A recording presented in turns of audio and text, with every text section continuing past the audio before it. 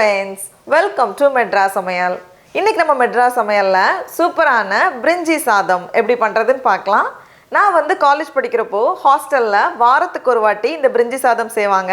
நாங்க வந்து இத வந்து பிரெட் பிரியாணி அப்படினு சொல்லி நல்லா விரும்பி சாப்பிடுவோம். இத வந்து ரொம்ப சுலபமா செஞ்சிடலாம். இது பண்றதுக்கு ஃபர்ஸ்ட் வந்து ஒரு panல 2 டேபிள்ஸ்பூன் நெய் கூடவே 2 டேபிள்ஸ்பூன் எண்ணெய் சூடானதும் இதுல வந்து 4 பிரிஞ்சி இலை பிரியாணி இலை 2 துண்டு பட்டை 3 ஏலக்காய் 4 கிராம்பு 1 நட்சத்திர சோம்பு கூடவே 1/2 டீஸ்பூன் சோம்பு ஒரு வாட்டி மிக்ஸ் பண்ணதுக்கு அப்புறமா இதுல 10 போல முந்திரி பருப்பு 3 பச்சை மிளகாய் 1 டேபிள்ஸ்பூன் இஞ்சி பூண்டு விழுது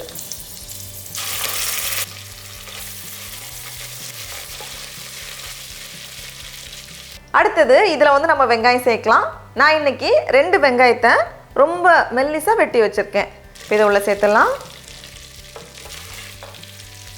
கூடவே ஒரு கை நிறைய புதினா இலையை நம்ம வந்து ஃபர்ஸ்டே சேர்த்தா இன்னும் கொஞ்சம் வாசனையா இருக்கும் அப்படி இல்லனா நம்ம கடைசியா கூட சேர்த்துக்கலாம் சேர்த்துட்டு வெங்காயம் ஒரு 2 நிமிஷம் போல வதங்கட்டும் வெங்காயம் லைட்டா வதங்கினதும் இதல வந்து 1 டீஸ்பூன் மிளகாய் தூள் சேர்த்துக்கோங்க அப்போ வந்து கலரும் வரும் கொஞ்சம் காரமும் இருக்கும் கூடவே ஒரு தக்காளியை இந்த மாதிரி நீளமா வெட்டி வச்சிருக்கேன் அதை நம்ம சேர்த்துக்கலாம் சேர்த்துட்டு இன்னொரு 1 நிமிஷம் போல இது வதங்கட்டும் அடுத்து இதல வந்து நம்ம காயெல்லாம் சேர்க்கலாம் ஒரு கேரட் அதை இந்த மாதிரி நீளமா வெட்டி வச்சிருக்கேன் கூடவே ஒரு பெரிய சைஸ் உருளைக்கிழங்கு அதையும் அந்த மாதிரி வெட்டி இருக்கேன் 5 பீன்ஸ் அப்புறமா 1/2 கப் ஃப்ரெஷ் பச்சை பட்டாணி காஞ்ச பட்டாணினா நம்ம வந்து முன்னாடி நாள் நைட்டே ஊற வச்சு சேர்த்துக்கணும் இல்லனா வேகாது நம்ம சேர்த்த காய் 2 நிமிஷம் போல வதங்கி இருக்கு அடுத்து இதல வந்து நம்ம சாதம் சேர்க்கலாம் நான் இன்னைக்கு வந்து 2 கப் பாஸ்மதி அரிசியை நல்ல தண்ணில அலசி சுத்தம் பண்ணி 1/2 மணி நேரம் போல ஊற வச்சு எடுத்துர்க்கேன் இத வந்து உள்ள சேர்த்துக்கலாம்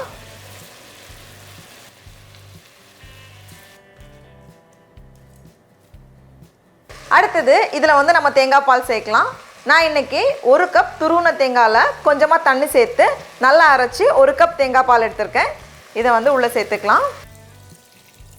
அடுத்து நம்ம தண்ணி சேர்க்கலாம் நம்ம ஏற்கனவே 1 கப் தேங்காய் பால் சேர்த்தோம் கூடவே 2 கப்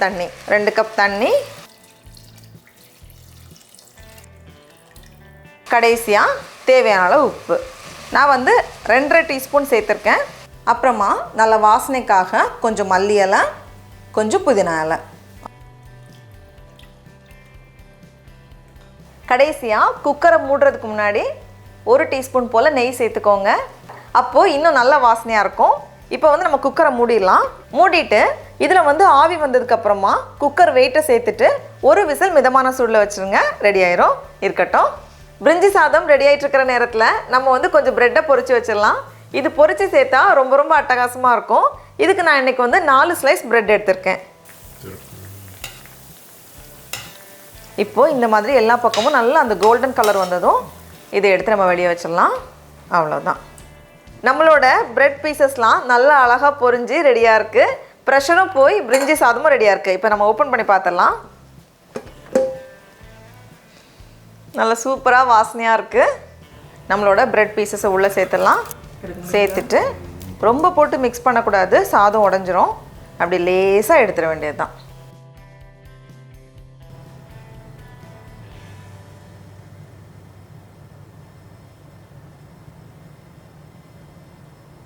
டடா